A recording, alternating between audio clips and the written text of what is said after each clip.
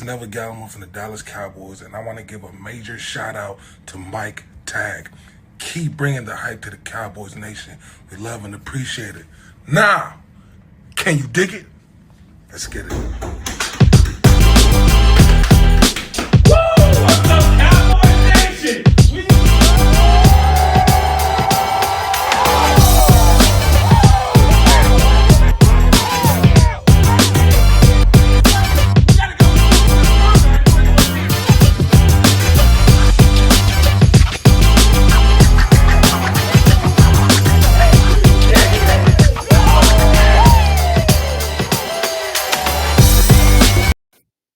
What is up, Cowboys Nation? Your boy Mike Tag here in the cave. I see it changed it up a little bit. Turn the cameras around so you can see the other part of the cave sometime. And it's kind of fitting because we're going to be talking about the top 5 running backs in Cowboys history. So going to be a lot of fun. We're going to get into it. But, hey, just got to do this before I get started, man. We love all the new subscribers, all the new people joining the channel. If you haven't subscribed yet and you're checking it out, hit that subscribe. It doesn't cost you nothing, man. It helps your brother out. It helps the channel out. We keep bringing you this good entertainment because we got a lot of things planned, especially coming up in the season. And I'm really excited about the first annual Cowboys Cave Tailgate Party when we slap down them Jets. So make sure you guys hit that like, subscribe, share it with Cowboys Nation because I get so many people say, hey, man, I didn't even know you had a channel. So spread the word, spread the love. That's all I got to say. I appreciate it. Let's get down to business. Top 5 running backs in Cowboys history.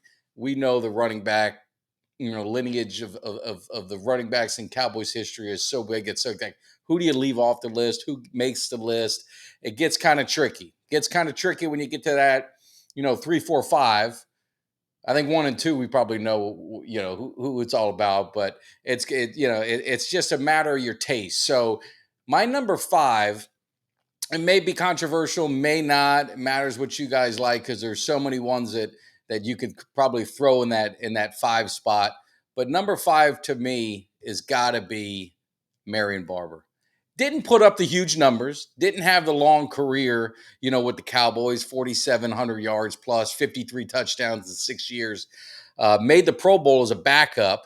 Got the opportunity to start when I think it was Julius Jones got hurt, and we had Anthony Thomas. I mean, geez, going back in time, he wasn't really doing anything. Marion Barber gets the opportunity, has, I think, 2 or 3 big games in a row. And he just brought a physical style to the running game and to really the offense in that era. And he was just so fun to watch. I mean, everyone goes back to that New England Patriot, in the end zone, that 2-yard run that was about 50 yards when it was all said and done. But he was a touchdown machine, short yardage. You think about with the Cowboys, going into this season, it's probably one of our concerns that we have is who's going to be able to be that grinded down short yardage guy. And I mean, that's what Barber was. When it came to the fourth quarter and Cowboys had a lead, gave the ball to Barber, man. 8 times, run out the clock. When it was 3rd and short, you give it to Barber. When you're inside the 5, give it to Barber. He was also a good pass catcher, underestimated as a pass catcher. He just was just a great running back, just, and gone too soon. Really sad and unfortunate because he's one of those Cowboys that probably, may be forgotten, as time goes on, again, because he just didn't have those huge numbers. He had, that burst of probably a 3-year, dominant, what I would say dominant for his position with the Cowboys.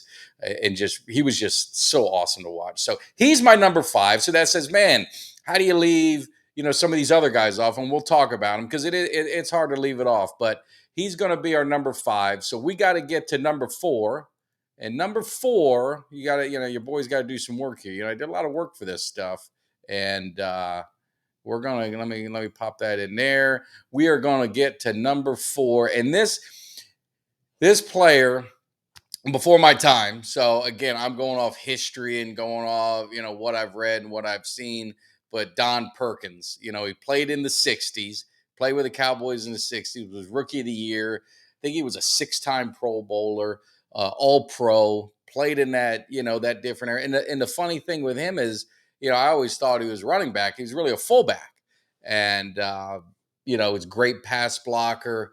he was part of them lean years, but then when they got going, obviously in the late '60s when Landry, they made it to the Ice Bowl and all that other stuff with Green Bay, came up short. They're always next year's champions, kind of the way we feel now with these Cowboys. But Don Perkins just had he had a great 8-year career. He's in the Cowboys Ring of Honor. Not a Hall of Famer, but I think he's 4th all time on the Cowboys rushing list. And Marv Levy, that's going back in time. Marv Levy was his college coach at University of New Mexico. Man, and Levy was in the 90s, so he coached a long time. And he said multiple times that Don Perkins was the greatest player that he ever coached. So, again, I'm going off history. I can't, you guys can argue with this one if you want with me, but going off everything I've read, everything I've watched, everything I've seen, and talking to former players on the channel, which you guys make sure you check out our playlist. We've had great interviews with a lot of former Cowboys. His name always comes up as one of the greatest. So he's gonna be our number 4. So gets a little, now it's going to get a little simpler, I think. Some people may question the next one and where he ranks, but when you look at his full career, with the Cowboys, and maybe it's not done yet, I don't know, but you got to go with Zeke at number 3. Multiple time NFL rushing champion, over 8,000 yards with the Cowboys, 68 touchdowns. I believe he's 3rd all time rushing on the list. Unfortunately, never got the Super Bowl. And I think, I don't know how you got to maybe blame the front office a little bit because when you've got that dominant of a running back, to me, there's no excuse. You got a quarterback that was on a rookie deal. The Cowboys really hurt themselves in that 2016 to 2019, 2020 years where you get your running back who was arguably the best in the NFL at the time. You had your quarterback on a 4th round rookie deal, so your 2 best players aren't eating up a lot of cap. So you had opportunity to really solidify the defense and get them going to make a run. And unfortunately, it just didn't happen. And he had a solid career with the Cowboys. So many highlights, the hurdling, and he was a great pass blocker, great out of the backfield. He just kind of did it all. What do you call a 3-down back? Before they've kind of done the running back by committee so much, but it's just maybe his career's not done in Dallas. Maybe not. I think it is. I think they've kind of moved on, and I hope that he ends up somewhere because he's a great teammate, great in the locker room. It's fun to watch. The injuries took its toll. The wear and tear took its toll. You're going back to his Ohio State days. He was a lead dog there, national champion. So there's a lot of miles on those tires, but I still think he's got some tread left. And I think in the right situation, he's never going to be the lead guy again. I think it's situational, but he's a guy in the right offense, in the right situation. And like I talked about in Dallas, the one thing that I'm still, me personally, concerned with is short yardage. You're leading in the fourth quarter. You want to grind it out. Do we have the running back or running backs that can do that? I think Pollard is a good running back. He's never been the lead dog. It leads me back down to, Felix Jones and, Julius Jones, all these guys that, we got in that were a 2-back system in college. They come to the NFL. They're in a kind of a 2-back system. They're very, very effective. But then when it becomes getting the ball, 20 plus times a game, it takes a toll and it wears you down. So it's going to be interesting to see what happens to the Cowboys this season. But looking back, we got to look back. This is looking back. I don't like to look back. We're going to look back. Zeke has got to be number 3. My favorite play right there against the Steelers, sealing a deal. Oh, just such great memories in that short time, with the Cowboys. Still, 6-year career. No, he was, what was he? 8-year? 8-year. Let me look at my notes. I might have messed up. Yeah, he was probably about 8 years, but yeah, it's just a great career with the Cowboys, and hopefully he finds another landing spot for him because he's talented and fun to watch. But during those times in Dallas, man, there was nothing better. So that leads us to number 2. Now, depending on your flavor, you can say, hey, we all know who 1 and 2 is. You can put them in a different order, but I just think when you're talking about when you're talking about these two, uh, it breaks my heart because this one I grew up watching. He's the reason I became a Cowboys fan. He's probably the reason most of us, in my age bracket became a Cowboys fan. And I mean, you're talking about Tony Dorsett. I mean, just a smooth running back. You think about that 99-yard touchdown run record that'll never be broken. Good uniforms too. I used to love that blue and the all blue uniforms with different color pants. Cowboys had so many different colors of blue, but I wish they'd bring those back in the throwback games. Just one more time. But I mean, just 1,200 yards. I think he retired number 2 all time on the running backs list. Unfortunately, finished his career in Denver. We don't like to see that, but he just his career was just so good. Rookie of the year, getting to the Super Bowl, winning the Super Bowl, played in 17 playoff games. I mean, he had a great season just in the playoffs. I think it's 4.6 yards a carry, 1,300 yards. So just to do everything running back, Heisman Trophy winner, Hall of Fame, Ring of Honor, multiple Pro Bowls with the Cowboys. He was in a weird spot, because you're like, man, he didn't get the All Pros, and he didn't, he got 4 Pro Bowls, in his 11-year career. But you had Walter Payton, you had Eric Dickerson, you had some guys in the NFC, Otis Anderson in the early '80s, and I mean his career went, but he was rookie of the year, I think it's 79 or 80. You just had a ton of running backs. So his career was solid. Kind of towards the end of the career, you kind of saw with Herschel Walker, right? They draft Herschel Walker, they bring him in, they kind of split the back set, and he didn't finish his career in Dallas probably on that, the way you want to go, but who does? I mean, not everyone can be John Elway, not everyone can be Peyton Manning, but he was so important to the Cowboys, and he was really the face in that late 70s, in the 80s. Like I said, I've talked to so many people. It's like, why are you Cowboys? Tony Dorsett. They asked me why am I Cowboys.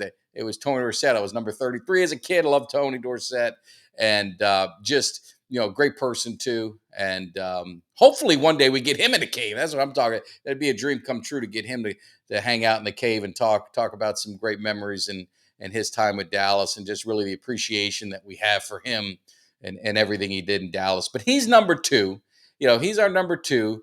So that of course leads to number 1. And before we get to number 1, we just want to kind of, you look back. So we had Barber, we had Don Perkins, we had Zeke, and we had Tony Dorsett. So it's like, who did we miss? Who are the guys? And you guys can do it in the comments and the chats. It's like, who did we miss before we unveil number 1? Because we know who number 1's going to be. Was it Calvin Hill? I never saw him play. Great running back. Had great years in Dallas. Do you put him over Barber? You put him over Perkins? I mean, I just love the way Barber ran the ball. So it's so hard for me to take him off the top 5. Herschel Walker, another one. One of my favorite players again growing up, had really solid years with the Cowboys. Do you put him in just because of the Herschel Walker trade that helped get us the Super Bowls in the 90s? Maybe he's might be worth the top spot for that alone. But he was another dominant running back. NFC, led the NFL in rushing, or at least the NFC. Multiple Pro Bowls and All Pros. So he was another one. Then you think back in the earlier days too. You got like Walt Garrison. He was a tough running back in that era, in the 60s into the 70s. Newhouse, Robert Newhouse. Preston Pearson. Just so many running backs that went through Dallas. You think DeMarco Murray, but he just had that 1 year. His career wasn't as long with Dallas to crack in the top 5, in my opinion. But just a lot of running backs in Dallas. That's why I'm always a running back guy. And I know the game has changed, and we're going to more pass happy. So the running backs are really devalued now. You kind of see it with these guys. You see Zeke. And, you see Jacobs, and you see these newer running backs. It's like Barkley. They're not able to get the money and the security and the long-term contracts. It's changed. I mean, the game has changed, and the running backs are a little bit devalued, or a lot devalued, depending on how you look at it. But I just love the running back position. Always have, always will. My favorite players are always the running backs. This will probably be the first year of my life that I don't have a running back jersey on the team. I don't have a Pollard jersey. Now I'm afraid to get running backs jerseys because I don't know if they're going to be here long enough. I don't want to be jumping around with changing jerseys every year. So I went back old school and I got this guy's jersey. We're talking number one. I mean, how can you? I mean, you can't have any questions.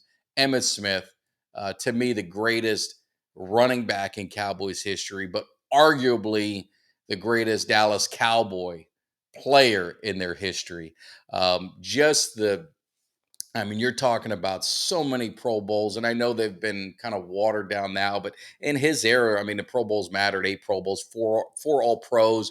Um, Someone correct me if I'm wrong in the comments. I think he's the only Cowboy to win NFL MVP, 3-time Super Bowl champion, Super Bowl MVP.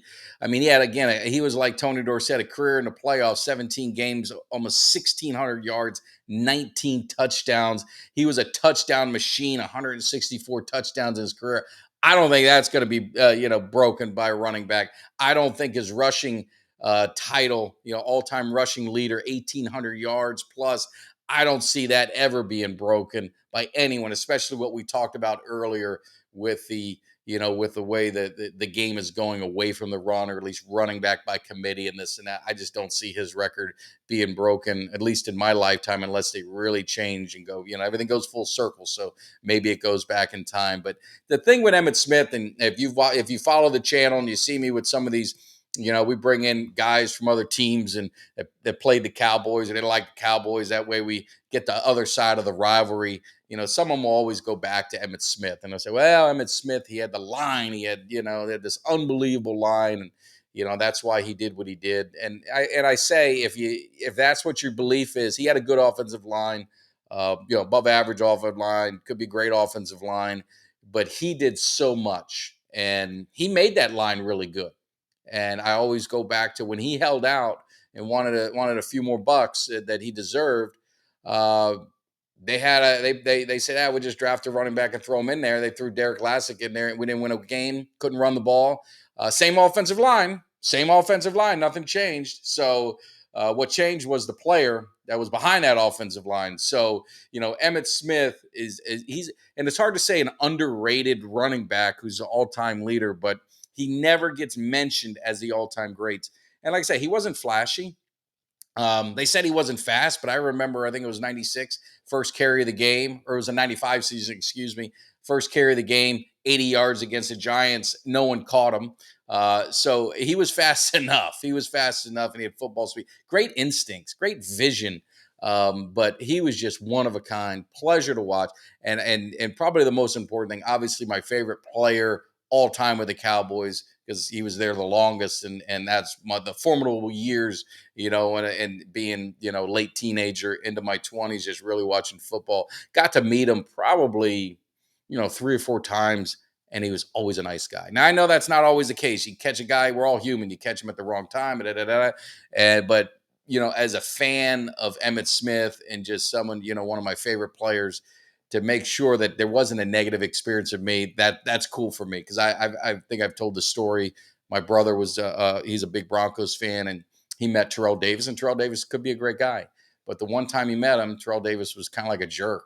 I mean, it wasn't even it was in an organized setting. He had VIP tickets to be on the other side of the rope, and he was talking to him and asked him to sign on, his autograph, and then he on his helmet, and then he made a smart ass comment and just kind of brushed him off, and just that's always stuck in his head, till this day. And with Emmitt Smith, I've gotten a bunch of his autographs. You see in the cave, there's so many different. I got an Emmitt Smith kind of corner over here.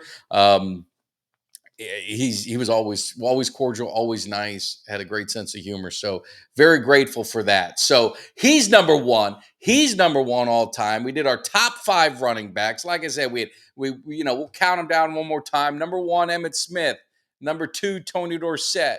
Number 3, Zeke Elliott. Number 4, Don Perkins. Number 5, Marion Barber. That's my top 5. Who's your top 5? Who did I miss? Did I leave someone off? Is the order wrong? Would you put someone a little bit higher, a little bit lower? Make sure you leave a comment. in the, in below, because I want to interact with you. I want to see what you feel. And then more importantly, make sure you guys hit that like, hit that subscribe, share this with Cowboys Nation. I'm on every platform. The channel's on every platform. Cowboys Cave on Facebook. We got our Facebook page where we're showing videos, but more importantly, YouTube is where it's at. All our live videos are there. You got Jimmy D and I on Monday night. You got Kelly and I on Thursday. We got a lot of player interviews. The last one we had Eugene Lockhart, man. I'm telling you, if you're new to the channel, you haven't watched it, take an hour out of your day and watch it. It was just phenomenal. And then go in our playlist and you can see all the interviews. You can go to cowboyscave.com and you can go to player interviews. They've got all the player interviews right there. They got them all right there, so you can check them out. I appreciate it. Just wanted to drop this video. I've been waiting to do it, but I was working, so I missed the show Thursday. You guys saw that, but Kelly and the crew, they did a great job. But we'll be back Monday live, and then Wednesday we'll be live, and then your boy's going on some vacation. So hopefully you guys have a great 4th of July, but I'm sure I'll be talking to you before. Just, again, make sure you hit that like, subscribe, share. Let me know. Did I get this right? Did I get it wrong? Do you guys got something to say? You got a problem with me? Then we'll get it settled. You can let me know. I will see you guys. Enjoy the weekend. See you Monday. Eagles getting ready, because you might not like it, but you will learn to love it, because we are the best thing going today. Now can you dig it?